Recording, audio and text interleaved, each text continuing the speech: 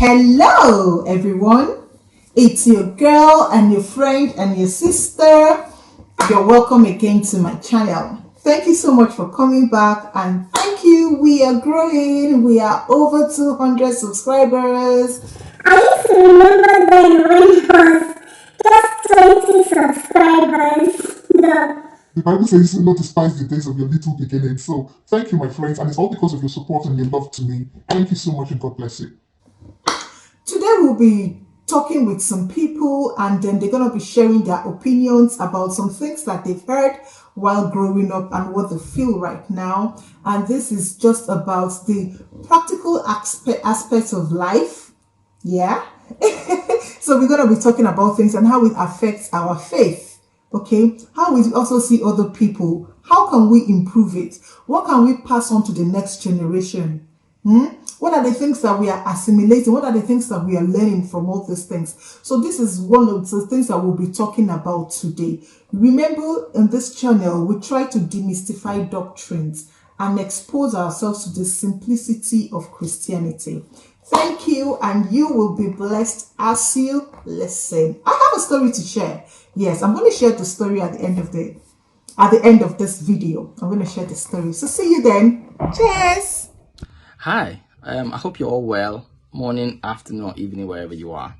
My name is Kingsley Udofa, and I've been asked by my big sister, Auntie Mo, to speak to you about mental health. So, the natural starting point to this conversation would be, what is mental health?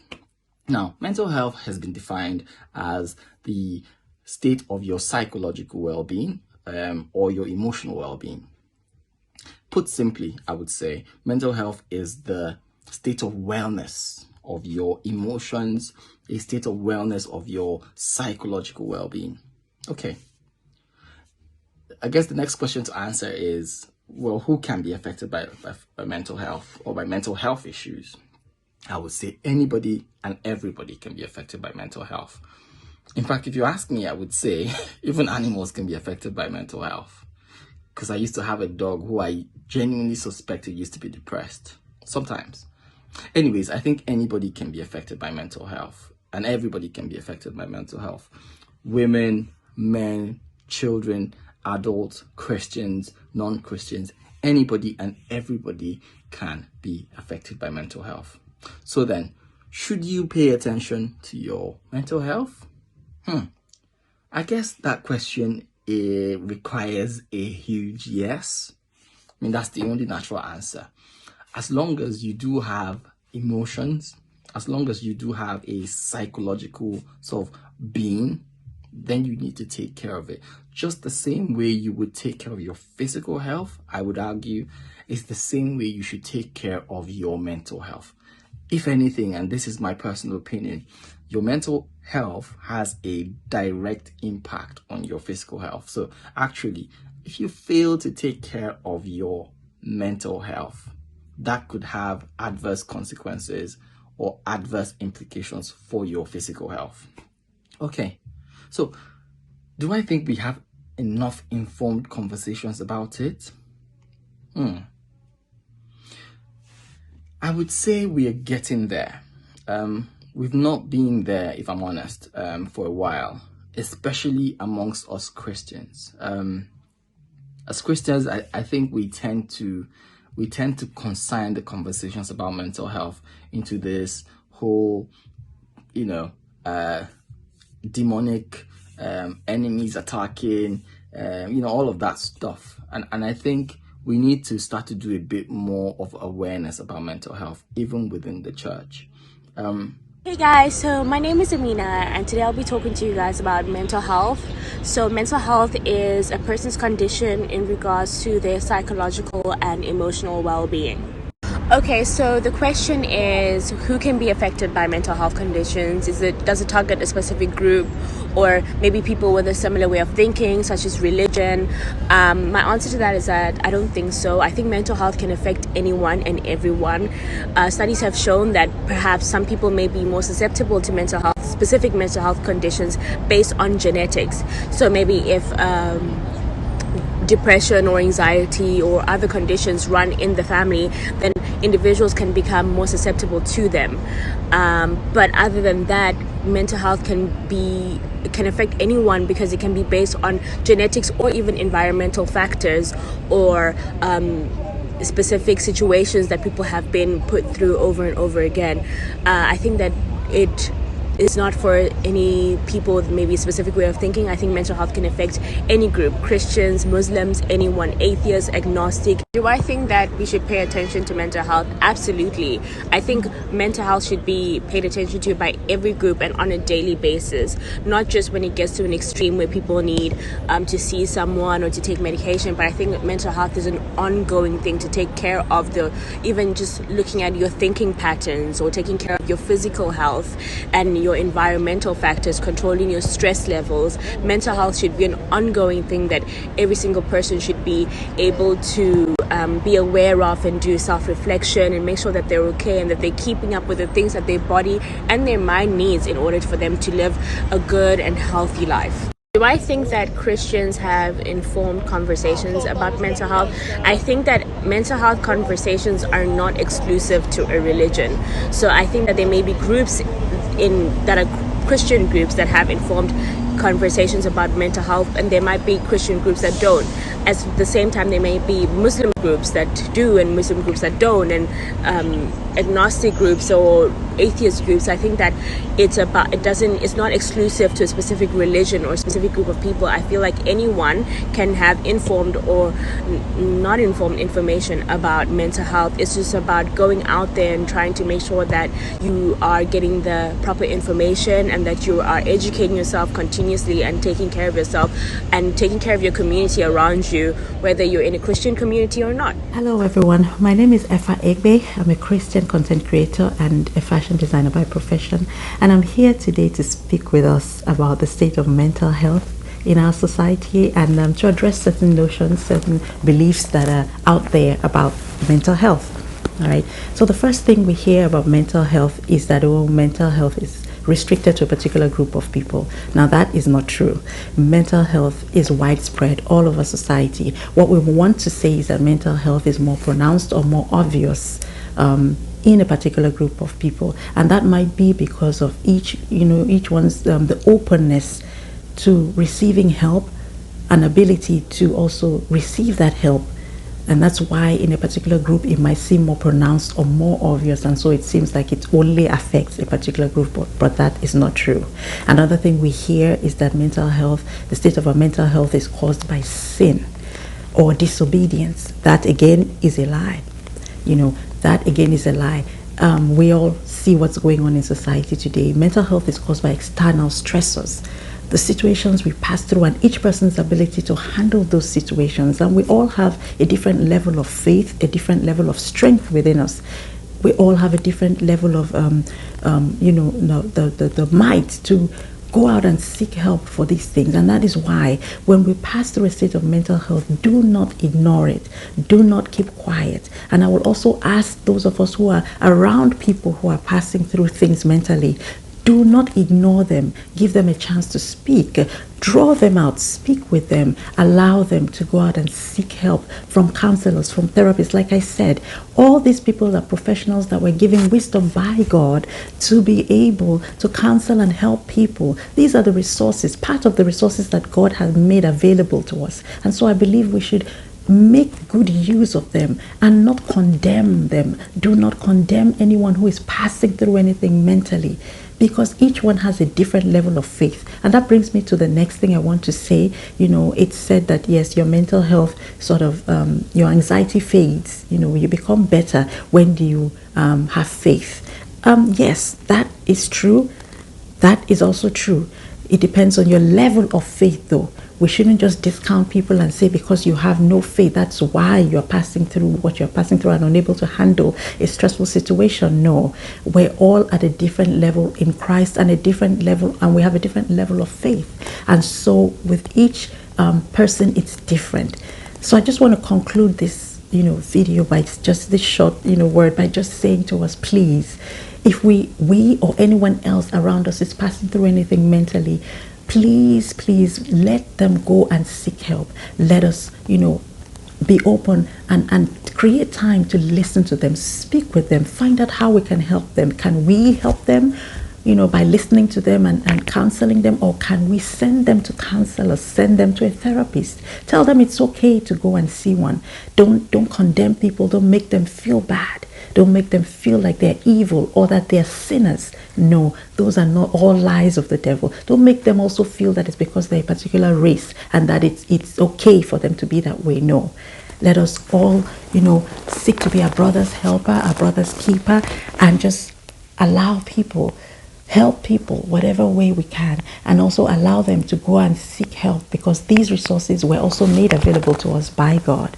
I pray that anyone listening to this who is passing through anything mentally, who is going through a state of anxiety, depression, that the Lord will bring you help by whatever means He has already made available, and that we will all find healing and deliverance in Jesus' mighty name. Amen. God bless you. Thank you for listening. So is the fact that I am struggling with my mental health a result of my lack of trust in God? That's a big question. The way I would answer it is to say no, categorically no.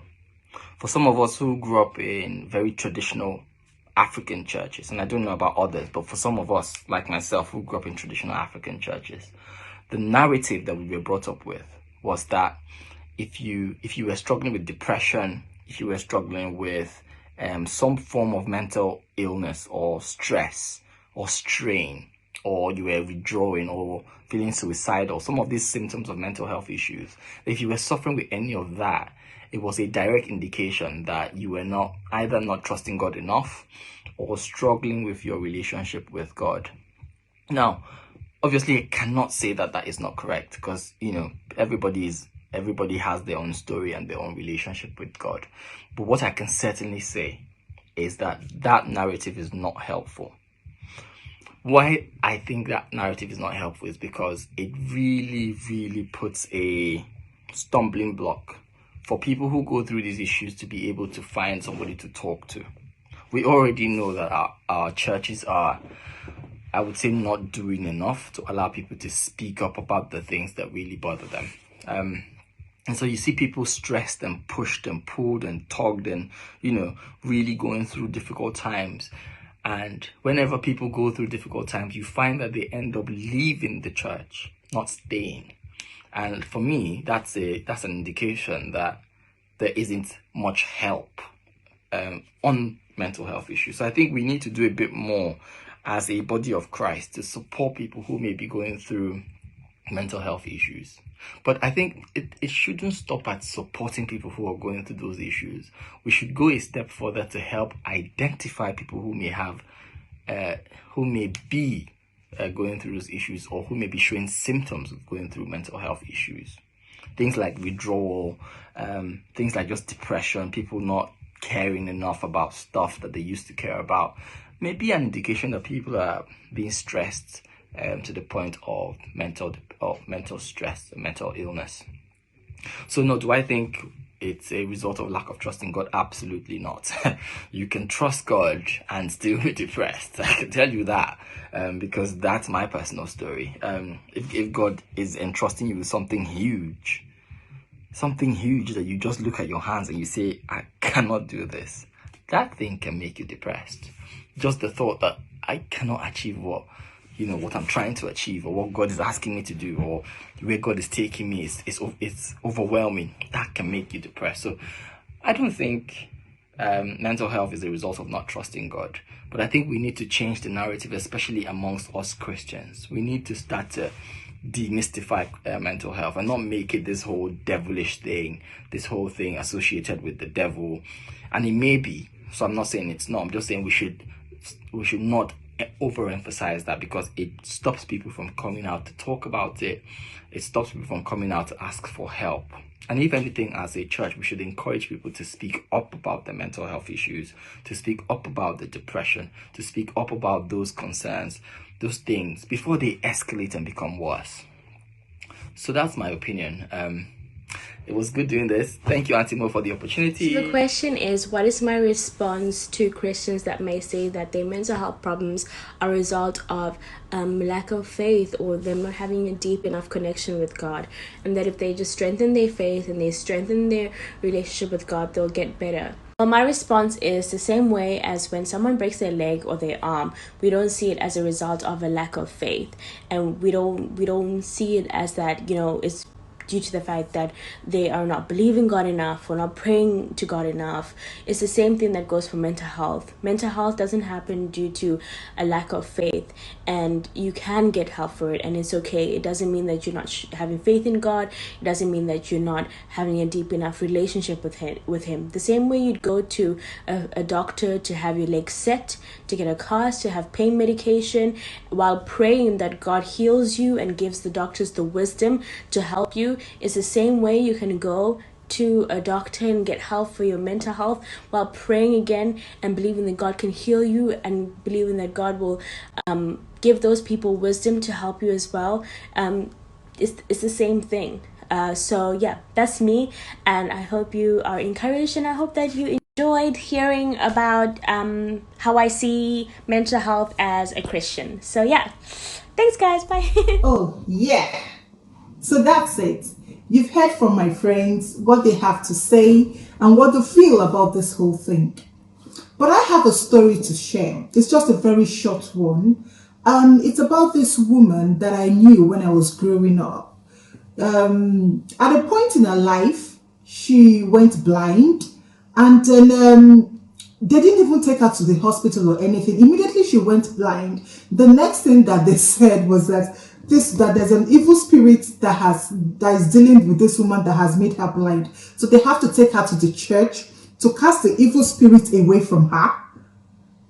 Yeah, to cast the evil spirit away from her. So she was taken to the church.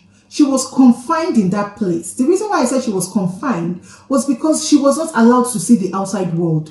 Even her family members, they had limited time to spend with her. So you can understand what she was going through in her mind. So number one, this woman has gone blind. Number two, you're even adding to her stress by putting her in a place, by labeling her, by even not allowing her family to see her as she would have wanted, by not giving her that freedom that she needed. So you've tried to add to her, and this is a church. So they think that they were doing the right thing by taking her away. Okay, so this woman grew out of this place, and all she wanted to do was just to run away from that place. So you guess what? She was actually supposed to stay there for 7 days. Yes, I can remember, for 7 days. But I think on the 5th day, she ran away from the place. When she ran away, she didn't even go back to her family members. And do you know why? Because they were not even listening to her in the first place. So to her, she felt they were conniving with the people in the church to I don't know. I don't know what she was thinking at that time. So she didn't even go there. I wish I had an opportunity to just hear from her what she was actually going through at that time. It's so painful to hear that. So when she ran away, guess what? The church started looking for her, and her family members started looking for her. But this woman had nowhere to go. So she was just probably around. So they found her again. And now when they found her, they took her back to the church. Straight back to the church. And then they now said that though she was supposed to have left 7 days, but she ran away at 5 days. So she was going to start the course all over again. And I'm sure this woman was like, oh no, I'm not doing this. Few days into all those things, this woman died. This woman died. I mean, the church should not be the last option. I'm not saying don't pray. I don't say don't go to church.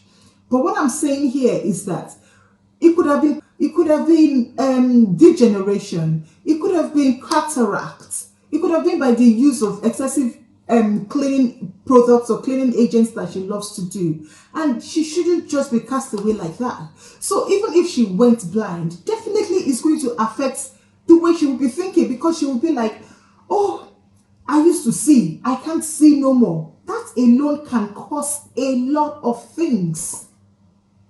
But how do we see it? We now went to confine her in a place again.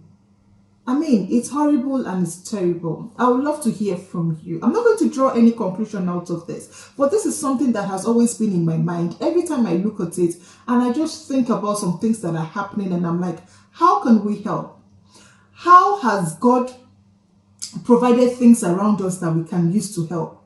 And when I say that, I'm looking at the herbs, I'm looking at the plants that is around us. I'm even looking at the scientists, because they are the creation of God as well. Okay, everything in this world belongs to our God. So how can they help in this situation? Does it always have to be the pastor that does everything? Does the pastor even know what he or she is doing at times? We understand we got to pray, but there are some things that we can do better. You know, how can we ourselves be an instrument to help? I mean, I don't have to be a doctor, but I can speak life to the person. My words can be seasoned with grace. I can show care to the person. I mean, that woman that was taken to the church and was confined in a place, I'm not sure she was shown care. Because if she was shown care in that place, I mean, she would not even attempt running away in the first place. You know, our family members were not even allowed to really talk to her or to see her that much when she was there. I knew this because I was a friend to the family. Excuse me. I knew this because I was a friend to the family. You know, so these are the things that I've seen growing up, and I think these narratives have to change. The next generation must not hear this. They must not hear this. And like I said earlier, Christ Jesus has come to reconcile man back to God. So let's improve our relationships. And one of the things that I know that can help deal with our mental health issues is community. We so need that community. And at that point, I'm going to say thank you to all my lovely friends that I've met recently. You guys are. So God bless you all, and I'll see you in my very next one. Bye.